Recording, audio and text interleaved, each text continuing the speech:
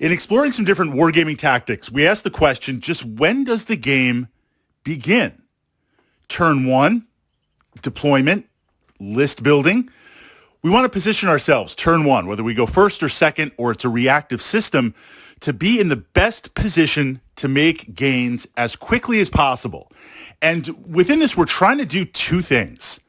We're trying to win the mission objectives, which might be take a certain point on the map or obtain these mission goals, while at the same time, we're trying to prevent our opponent from doing this. And often a war game being a war game, the way you do this is by destroying enemy units, removing elements, removing models. Although there are a few other ways that we're going to explore in the next couple of Vlog Tactica that I'm pushing up to the channel here under the Wargaming Tactics playlist. We're also up against a timer. At the beginning of the game, whatever level that you're playing, whatever power points, squadron points, your list, your army is the strongest it's going to be. Your lance is the strongest it's going to be. Every turn that the game continues, your ability to stop your opponent and achieve mission goals gets less and less and less because you take losses. The game evolves out. So if we can gain any type of advantage, any type of momentum, any type of position before turn one, this is what we want to focus on. Now, we explored the list. I pushed that up to the Wargaming Tactics playlist. In this vlog, with that framework, I want to jump into deployment. What I'm looking at for deployment, and to simplify it, deployment is an agreed upon way to put your models down on the table before you play. And that agreement is based on the mission. Usually the table is divided into sectors and you can place your units down. There might be some additional rules if it's an attacker versus a defender, where since I'm defending, I can deploy a little bit more forward, but you have a key position. In looking at that within that rule frame, I am looking for advantages. I'm looking at the terrain and saying, are there pieces of terrain that if I position my units, I can capture early on and gain an advantage? And that advantage might be a mission objective. It might be cover. It might be elevation. I'm also looking for places to deploy where I can attack a new position that's not defended, or area control. Now, area control is important in wargaming because if I can't destroy a unit, if I can't destroy your unit, if I can deny it, that is very, very important. And some units are not worth destroying. We see this where some units in wargaming through the rules are so powerful, right? They've got a massive armor rating. They've got regeneration. They've got 20 plus hull points. They've got bodyguard drones. They've got whatever, hollow fields. And you're like, I could take that out, but that's my entire army shooting into that. If I shoot everything into that, maybe I destroy it, but even if I don't, I've wasted all of my attacks for that turn. Your opponent has the rest of their army.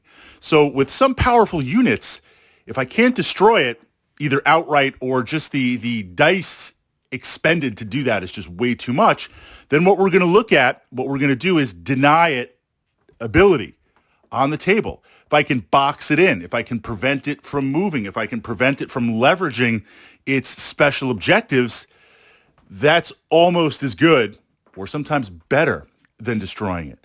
So through deployment, is there a place that I can position and immediately move out to deny an area of the table? Let's look at an example of this. If we imagine a wargaming table, and we're going to keep this deployment simple. Again, there's going to be various rules depending on your system.